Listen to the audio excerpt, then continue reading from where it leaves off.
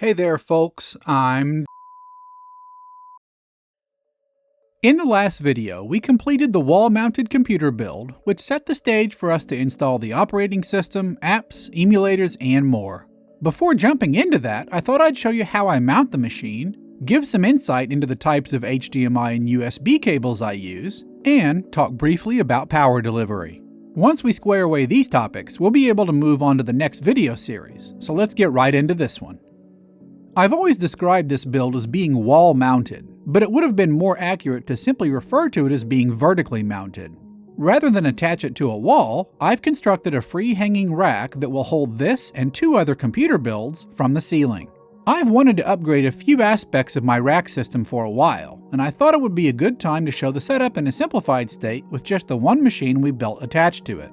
All of my computer equipment is staged here in a partially finished section of the basement, and the cables for each machine are ran to where the computer is actually used in my home.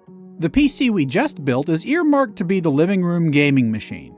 The hardware will live here in the basement, while the audio and video output is piped to the TV. This approach to computer placement helps reduce clutter in various rooms of my home, prevents heat exhaust into the living quarters, and eliminates ambient computer noise. The rack is made of 2020 aluminum, the same material the computer frame was built with, and has been mounted to the bottom of the floor joists. Prior to creating free-hanging computer racks, I needed to ensure that there was minimal deflection in the joists above. Deflection in a floor is defined as the amount of observable sag or flex once a weight load is applied to the area. Generally speaking, hanging anything from an unstable support structure is not a great idea for a variety of reasons. Additionally, as the home ages and the earth moves and shifts, some floor sag will inevitably develop, but I don't intend to live here that long. To test for deflection, I used a plumb bob and mason line to measure the amount of flex before and after applying load on the upstairs floor. I attached the mason line on each joist and allowed the plumb bob to come to a full stop. Next, I loaded weight in increments of 50 pounds on the floor directly above, and then measured the amount of flex using a ruler. With several hundred pounds loaded, there was an exceptionally small amount of deflection present. Building these racks tightly in a foundation corner also yields a higher level of strength than if I constructed them in the middle of the room. Loading the same amount of weight out in the open would have a higher likelihood of deflection due to being further away from more substantive supports. However, this video isn't about reinforcing floor joists, so let's get back to talking about the rack.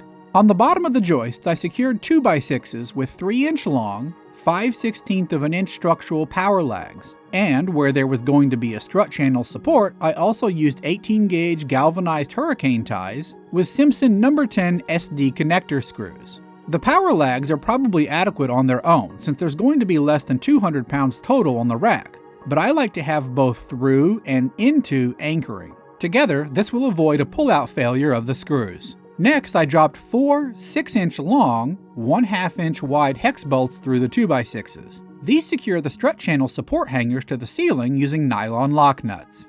The lock nuts enable me to make precise adjustments to the height of each support by loosening or tightening the nuts on each bolt.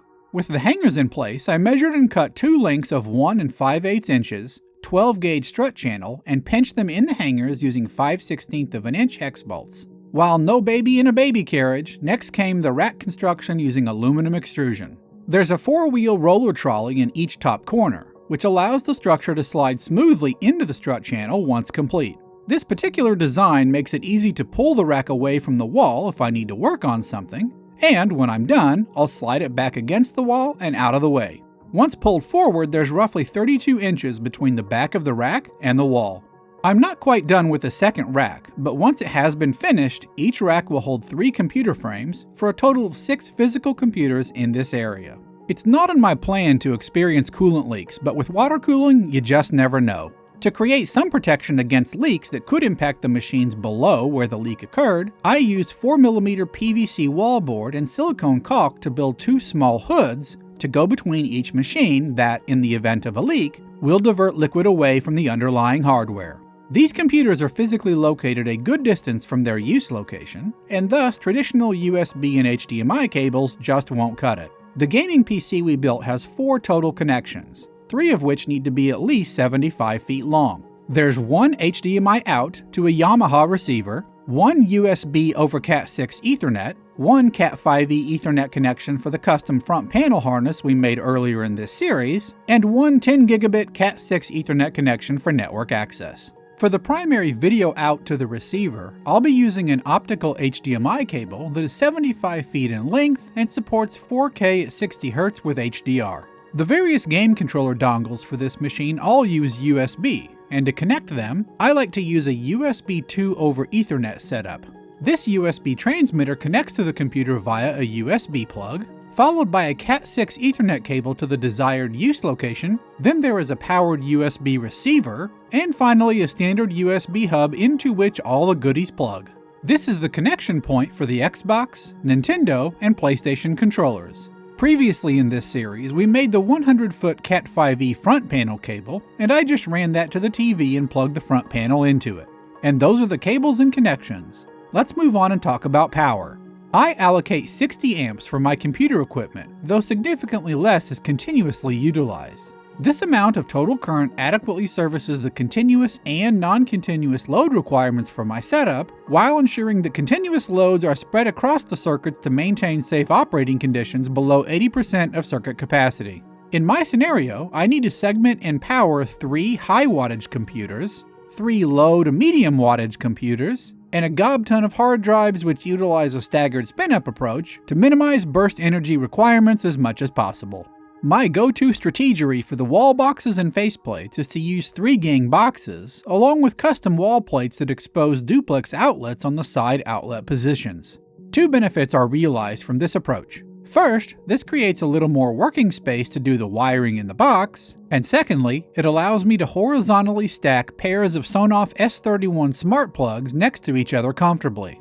A single CyberPower UPS will be connected to each smart plug, and each UPS hangs from a rack I fashioned out of aluminum using a simple catch arm that I've affixed to the mounting holes. This allows me to place the UPS on the rail and slide it to the desired position. The weight of the unit then creates enough friction that it securely wedges itself in place once I let it go. On the front of each UPS, I start by using a 1-foot 360-degree rotatable flat plug. From the UPSs, I run high-quality, heavy-duty 14-gauge extension cords up the wall through a series of 3D printed clasps and over to flanged power inlets on the top front of the rack.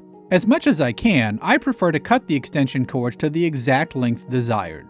When I need to replace the male 3-prong end on a cable, which is a NEMA 5-15P plug, I'll use these.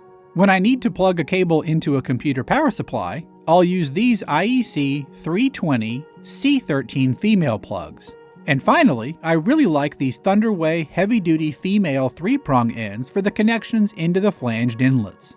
The overall goal here is to create power cables of great quality and appropriate gauge that are perfectly sized to the length they need to be. A couple of quick notes about the female C13 plug. It's manufactured by a company whose name I can't pronounce and whose quality is a bit lacking. The wire connection points inside of the plug are of particularly low quality. However, this shortcoming is largely due to the small mounting screw on each wire terminal. This can be significantly improved by replacing them with M3 terminal block screws that have an integrated square washer. This greatly increases the stability of the wire compression once they are screwed down. While you have to be careful using extension cords with computer equipment, it can be done as long as you use high quality, low gauge cords and don't go overboard with the length. Before wrapping up projects using these techniques, I will perform objective testing to ensure safe operating conditions, using high wattage stress tests while monitoring the thermal conditions of the plugs, the cords, and adapters during such tests.